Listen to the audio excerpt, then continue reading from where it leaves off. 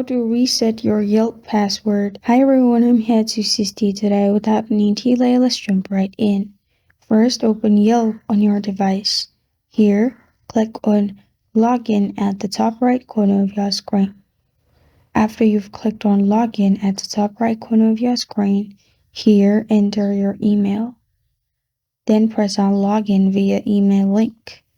After you click on Login via email link, it will send email to your mail. So simply open Gmail.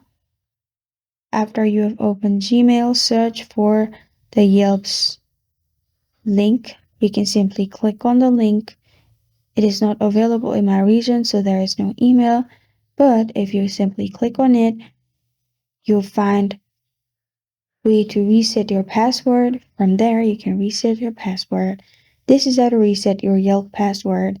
Thank you for joining me today. If this video helps you out, please leave a like and subscribe for more.